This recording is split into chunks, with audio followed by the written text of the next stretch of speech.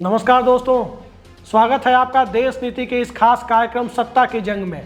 सत्ता की जंग जब अपनों के बीच छिड़ जाए तो नतीजा बेहद बुरा होता है। राजनीतिक नतीजा बेहद खराब आता है। चुनावी रिजल्ट अनुमानों के एकदम विपरीत आता है, उम्मीदों के विपरीत आता है। और यही सत्ता की जंग कहीं ना कहीं मौजूदा दौर में भारतीय जनता पार्टी और एनडीए के बीच छिड़ी हुई दिखाई दे रही है। जब अपना ही मुख्यमंत्री, अपने खेमे का मुख्यमंत्री, अपने गठबंधन का मुख्यमंत्री जब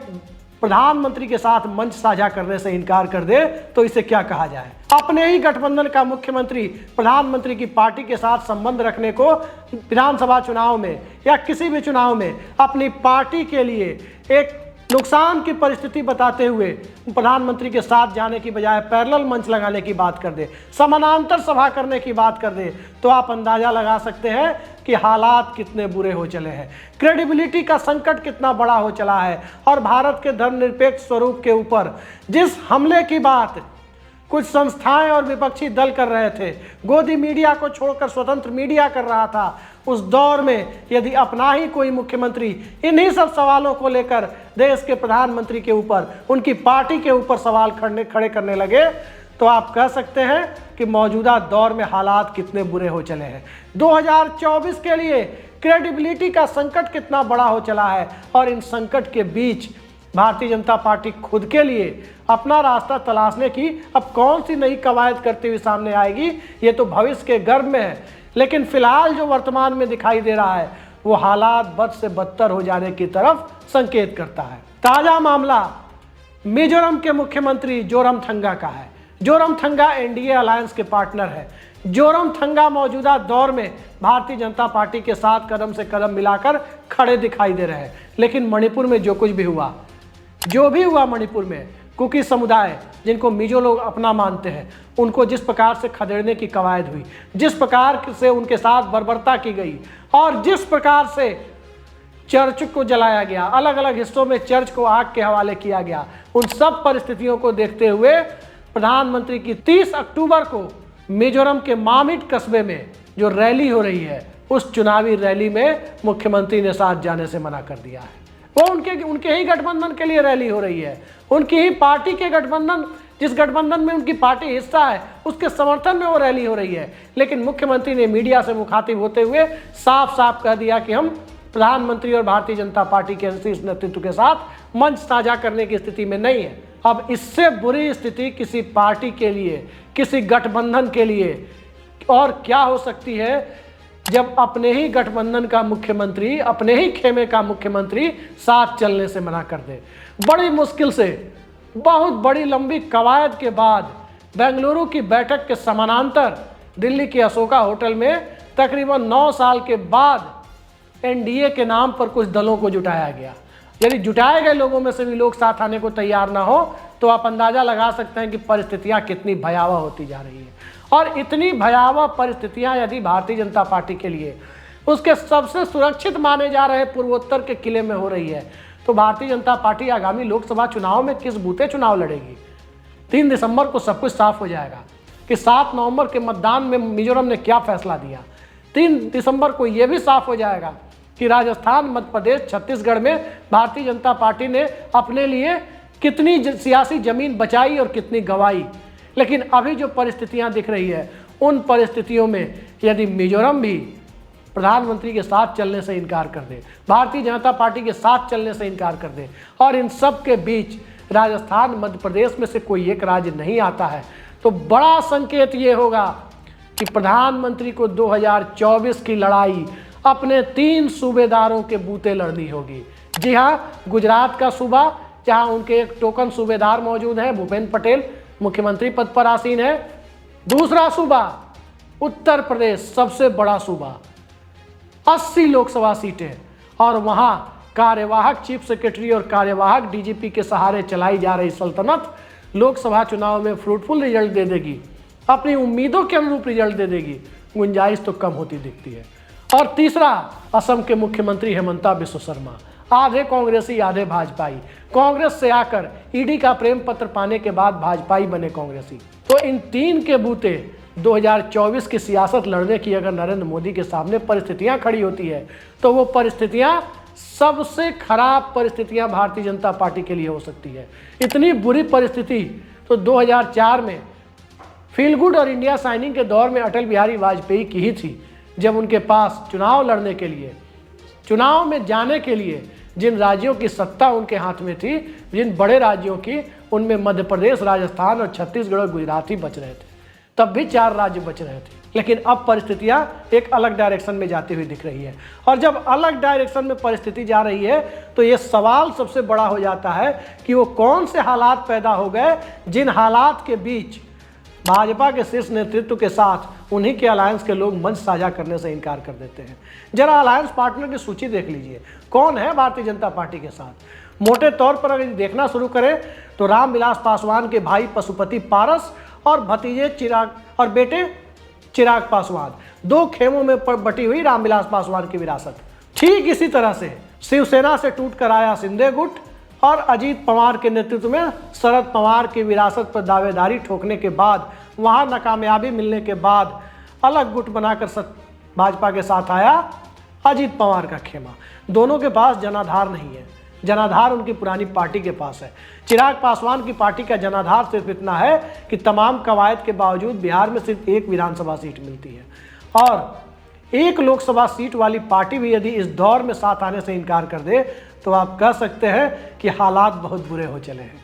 हालात इतने बुरे हो चले हैं कि तमिलनाडु में AIADMK का कौन सा खेमा अलायंस पार्टनर बनेगा कहना मुश्किल है। अंदर से तो पार्टी 4 फाड़ में बटी हुई दिखाई देती है। 2 फाड़ हो चुकी पार्टियों का जिक्र तो मैंने कर दिया, 4 फाड़ हो चुकी पार्टी के बारे में क्या कहा जाए, इस बारे में भारतीय जनता पार्टी ही ज़्यादा बेहतर समझ सकती है। और इन हालातों के बीच यदि अग्निवीर को लेकर सवाल उठते हों, यदि महंगाई को लेकर सवाल उठते हों, यदि बेरोजगारी को लेकर सवाल उठते हों, यदि किसानों की MSP गारंटी को लेकर सवाल उठते हों, यदि सरकारी कर्मचारियों की ओल्ड पेंशन स्कीम को हटाकर बनाई गई NPS के खिलाफ यानी न्यू पेंशन स्कीम के खिलाफ सवाल उठते हों, और इन सब के बीच सवाल सबसे बड़ा यही कि भारतीय जनता पार्टी के चुनावी हिंदुत्व पर ही सवाल उठते हों, और उस चुनावी हिंदुत्व को कारपोरेट हिंदुत्व की चाशनी में लपेटकर जनता के बीच पेश करने की पूरी कवायद यदि इस रूप में सामने आए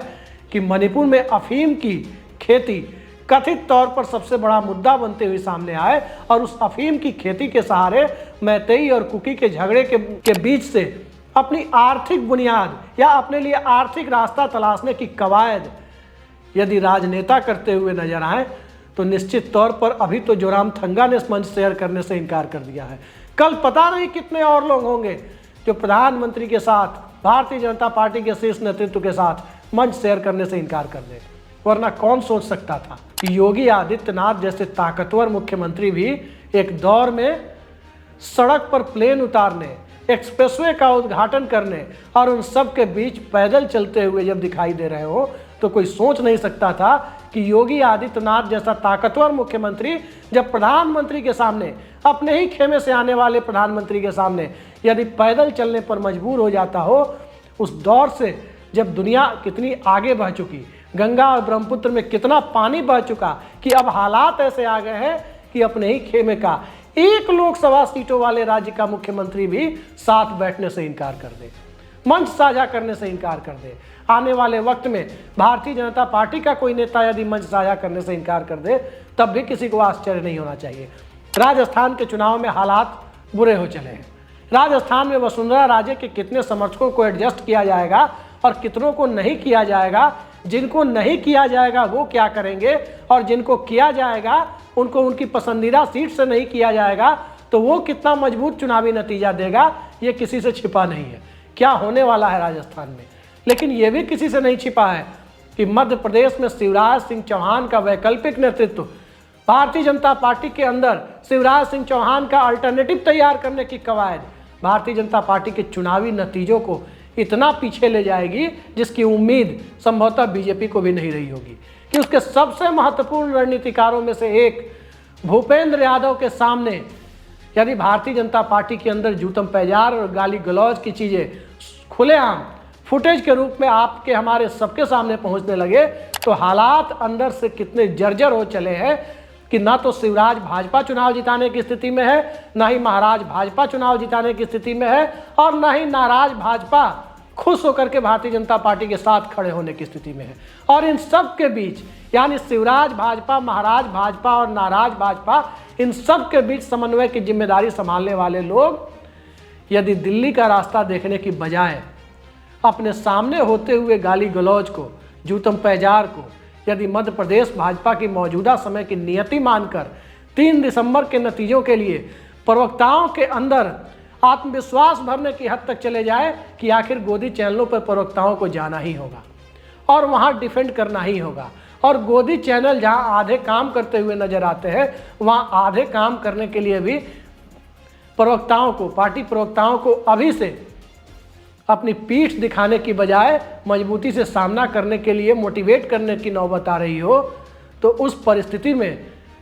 किसी सूबे की सियासत को चला रहा व्यक्ति जो सीधे सीधे जमीन से जुड़ा होता है, जिसकी सीधे सीधे समाज के एक एक तबके पर उसकी नब्ज पर पकड़ होती है, वो मुख्यमंत्री यदि सत्ता के शीर्ष पर बैठे हुए व्यक्ति के साथ मंच साझा नहीं कर रहा, तो अभी तो ये स्थिति मंच साझा नहीं करने पर है। आगे चुनाव साझा करेगा वो व्यक्ति या नहीं, आगे मिजोरम के चुनाव के बाद लोकसभा चुनाव में भारतीय जनता पार्टी के साथ मिजोरम का नेतृत्व, मिजोरम के मुख्यमंत्री